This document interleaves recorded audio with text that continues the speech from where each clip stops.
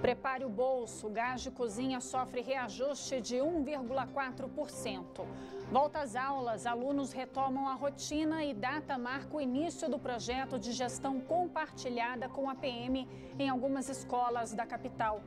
Mudança: a partir de hoje, o atendimento do pronto-socorro Hospital do Materno Infantil de Brasília vai mudar de local. E mais, Parque Burle Marques começa a ser cercado por medida de segurança. Boa noite, eu sou Juliana Cury e o Band Cidade, segunda edição, está no ar com as principais notícias do dia. Seja bem-vindo.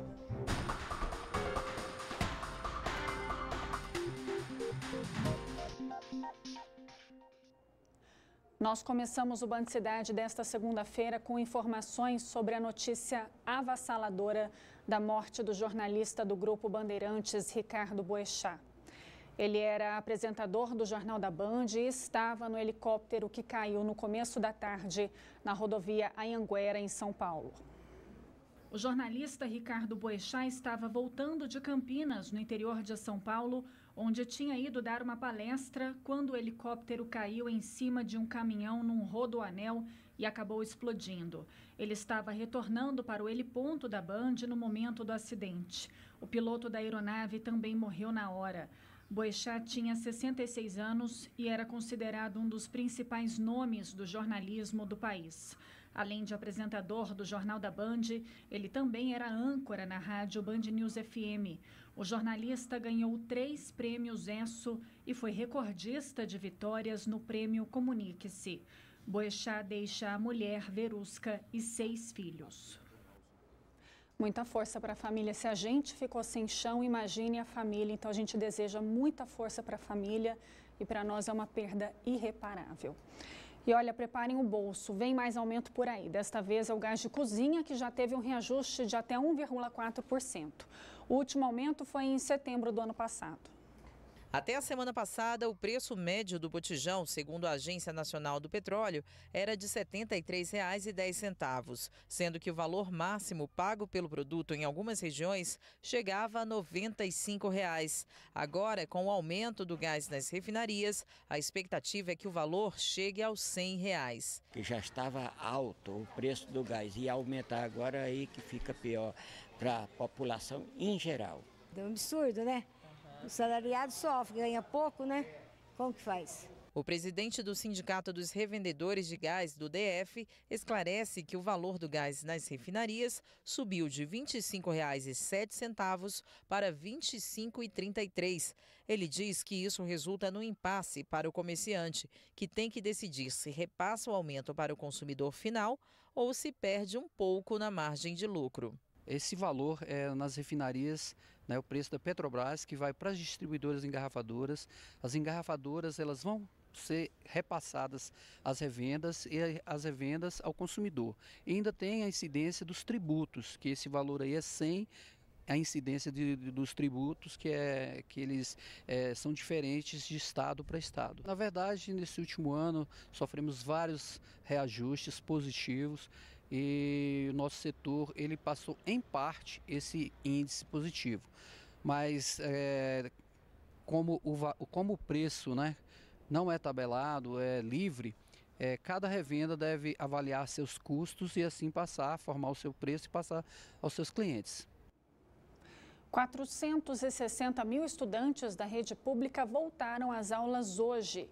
E o destaque foi o primeiro dia de implementação em 4 escolas do projeto de gestão compartilhada com a Polícia Militar e bombeiros.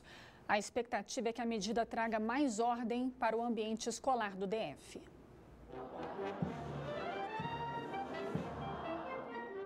Início das aulas e os estudantes do Centro Educacional 1 da Estrutural já começam a aprender as primeiras lições com os militares. Seguido, descansar, seguido. Essas são apenas algumas das novas regras que os estudantes terão que cumprir nas 4 escolas que fazem parte do projeto de gestão compartilhada. Os alunos também terão que chamar policiais e bombeiros pela patente, sem contar o uso de cabelo curto para os meninos e coque para as meninas. Mas para que tudo isso seja efetivamente cobrado, os alunos terão um tempo de adaptação. Nós teremos aí 3 meses, nós estaremos aí em meados de maio, já com toda essa situação praticamente resolvida, porque nós teremos esse tempo justamente para explicar bem a fundo ao aluno a nova realidade da escola. Para a diretora da escola na Estrutural, que está há 2 anos no cargo, a participação dos militares vai coibir situações que faziam parte do dia a dia escolar, como agressões, atos de indisciplina e o uso e venda de drogas. Dessa forma, segundo ela, os professores vão se dedicar mais à parte pedagógica. Nós ficávamos muito tempo cuidando da indisciplina e deixávamos o trabalho pedagógico um pouco de lado. Então agora nós vamos focar no pedagógico e eles vão estar focando na disciplina.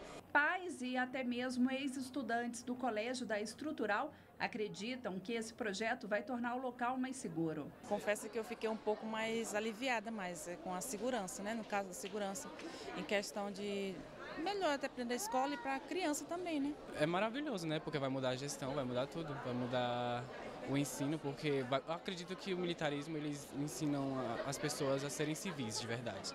E ainda tem mães que buscam vaga para os filhos nessas escolas. A Antônia, por exemplo, veio da Bahia para tentar matricular a filha de 17 anos no Centro Educacional 7 de Ceilândia. Ela conta que na escola em que a menina estudava ocorria muito tráfico de drogas e agora espera um ambiente mais tranquilo para a filha concluir os estudos. A disciplina é sempre muito boa, né? Porque as pessoas se organizam, né? E a organização é sempre muito bom, né? E antes que o projeto de gestão compartilhada com os militares seja expandido para outras escolas do DF, a Secretaria de Educação fará uma avaliação das ações de PMs e bombeiros nos 4 primeiros colégios contemplados com a mudança. A gente pretende, no primeiro semestre, em primeiro lugar, criar uma metodologia de seleção para as escolas que se interessarem em fazer parte dessa expansão. Em segundo lugar, a gente vai acompanhar muito de perto o que está acontecendo nessas 4 escolas. A gente consegue um aumento, de fato, da aprendizagem? Qual a opinião dos familiares, dos estudantes, dos próprios professores, dos gestores das escolas? O resultado sendo muito positivo e a gente tendo demanda das outras escolas, o objetivo é sim que já no segundo semestre a gente tem uma expansão para até 40 novas escolas. Nesse primeiro dia de aula, nas escolas públicas do DF, cerca de 460 mil estudantes retornaram às atividades. Na volta às aulas, uma das melhores novidades foi o início da implantação da gestão compartilhada, com a presença de policiais militares e de integrantes do Corpo de Bombeiros, em 4 escolas públicas que foram escolhidas depois de análise socioeconômica e também dos índices de violência e de aproveitamento escolar na região. A novidade é tão positiva que cresceu muito a procura por matrículas nessas escolas. Os pais adoraram essa parceria porque sabem que é melhor para os seus filhos. São contra isso apenas aqueles esquerdopatas de sempre, de mentes estreitas, para quem PMs e bombeiros não têm nem sequer o direito de dar aulas, mesmo complementares. É também positiva a presença dos policiais e dos bombeiros para inibir atos de violência crescentes em várias escolas. Infelizmente, têm sido frequentes os casos de agressão até mesmo a professores. Na Bahia, escolas que adotaram esse sistema têm aprovado seus alunos, todos eles, no Enem. E com a volta às aulas, começa a correria dos pais para preparar a lancheira dos filhos e levá-los para a escola. São muitas opções de lanches, mas o importante é ficar de olho para fornecer uma alimentação saudável. Para falar mais sobre o assunto, a gente recebe aqui no estúdio a nutricionista Cristiane Coronel. Oi, Cris, boa noite, seja bem-vinda. Cristiane, como é que faz para a criançada comer, ter uma alimentação saudável diante de tantas tentações? Boa noite, Juliana. Boa noite a todos. Bom, a lancheira, ela possui um papel fundamental na alimentação e no desenvolvimento cerebral, no desenvolvimento do raciocínio do aluno. Então, assim, a gente tem que trabalhar a lancheira como uma refeição também principal. Então, trabalhar isso dentro de casa é imprescindível que a alimentação seja também saudável. Pais, quem cuida das crianças tem que fazer uma alimentação saudável dentro de casa, tem que trabalhar a alimentação variada dentro de casa, porque se o pai come, a mãe come bem, a criança naturalmente ela vai comer bem. Então, se você tem aquela alimentação já, um hábito saudável dentro de casa, você já vai ter um passo à frente para conseguir essa lancheira mais saudável, que a aceitabilidade da criança seja melhor, pegando ali a lancheirinha, se deliciando com aqueles lanches que são saudáveis e evitar o máximo possível daqueles alimentos que a gente chama de junk food. São os alimentos que são de pacotinho, tem aquele monte de substância artificial, substância sintética, açúcar, gorduras ruins, gordura trans, que é tão tóxica para o cérebro, para o coração. Então, deixar de lado esse tipo de alimento, né, esse tipo de produto, que são aqueles biscoitos recheados, biscoitos de pacotinho, salgadinhos tipo snacks, né, evitar ao máximo isso, sucos também, aqueles artificiais.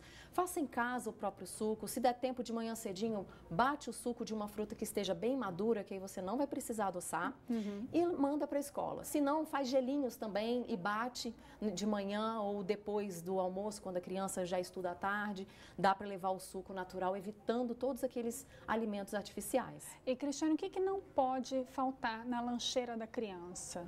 3 itens são primordiais na lancheira, Juliano. O que a gente vai fazer?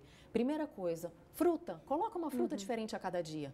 Então, a cada dia faça suas compras semanais com legumes e verduras e pegue 2, 3 tipos de fruta que a criança gosta. Inicialmente, mande esses tipos de frutas que a criança já aceita. E aí você vai intercalando e vai fazendo um rodízio entre as frutas. Também tem que ter o lanche para dar energia, não só para o corpo, que a criança se movimenta muito ali, faz atividade física, mas principalmente para o cérebro. Então entra o sanduichinho natural, você faz com pãozinho, pão de forma, pão integral, pode fazer o pãozinho em casa, tem tanta receita que a gente encontra na internet, saudável, que dá para trabalhar. Varie os tipos de recheios. Faz um franguinho desfiado, já deixa tudo prontinho na sua geladeira, ali no congelador, descongela rapidinho, mistura ali com cream cheese, um requeijão, ou então um creme de ricota para não ficar tão insosso, que já fica um recheio proteico e maravilhoso e que sustenta bastante. Então, esses sanduichinhos, eles são primordiais, além da fruta, e leve alguma coisa para beber.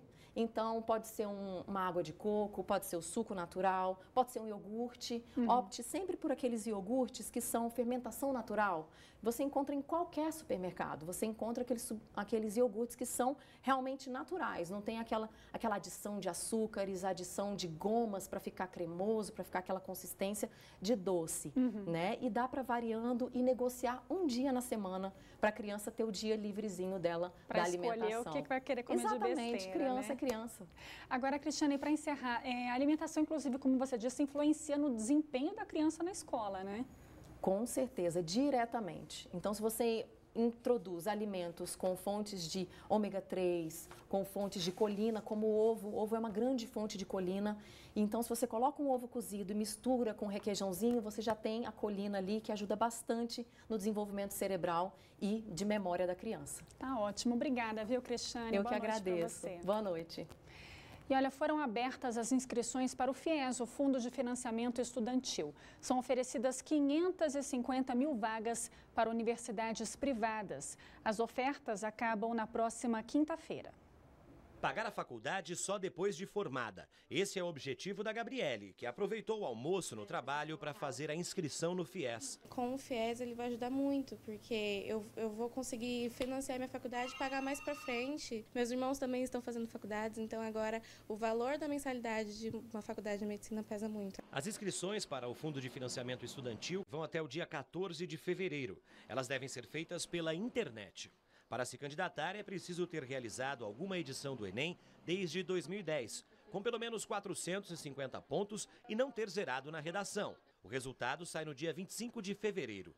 O FIES tem 2 linhas de crédito que oferecem juros zero. A primeira é destinada a alunos com renda mensal familiar per capita de até 3 salários mínimos. O financiamento é de pelo menos 50% do curso, desde que o limite não ultrapasse cerca de R$ 43 mil por semestre. Nesta linha, serão 100 mil vagas. A outra modalidade, chamada de PFIES, oferece 450 mil vagas aos estudantes com renda familiar per capita de 3 a 5 salários mínimos.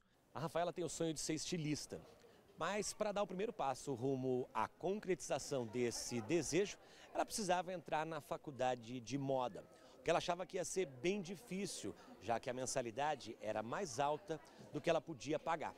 Mas aí ela descobriu que tinha como financiar a mensalidade e só pagar depois de formada. Estou procurando emprego, aí sim eu pago o resto. Depois de se formar fica mais fácil. Ah, com certeza, né?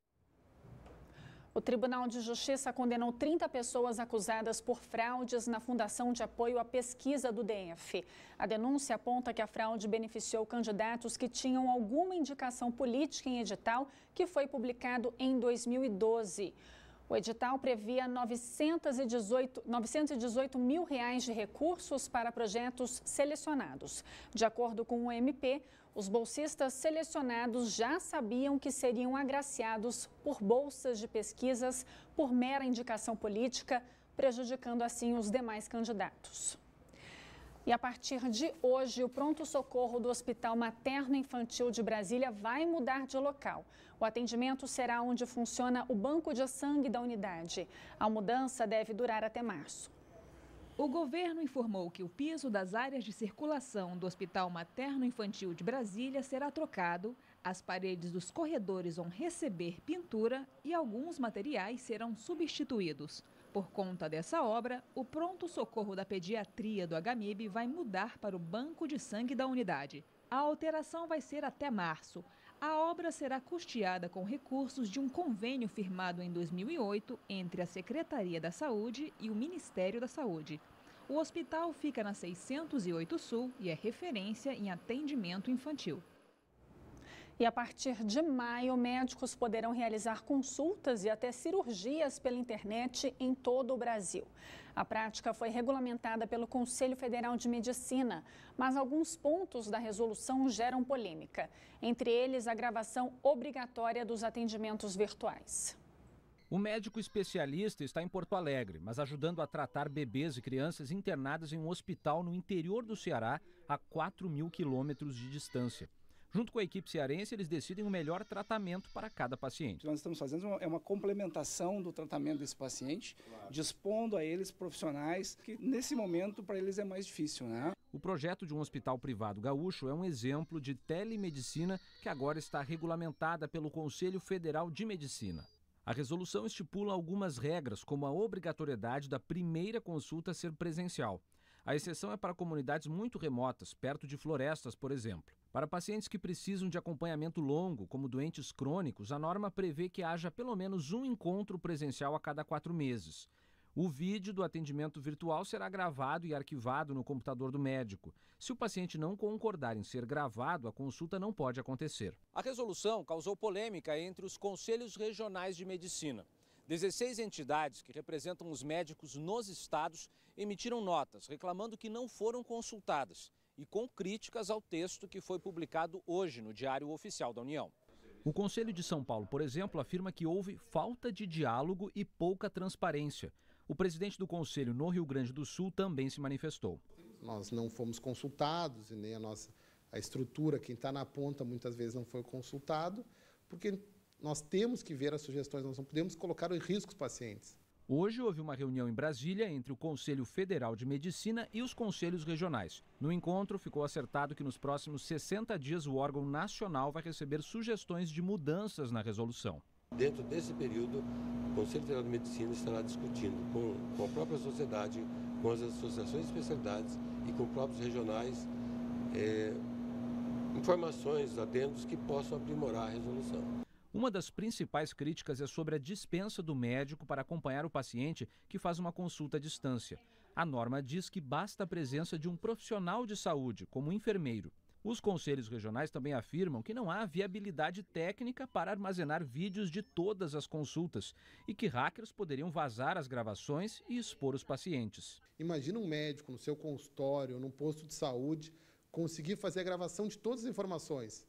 Vai ter que ter quase um servidor na nuvem muito maior do que o tamanho do posto de saúde.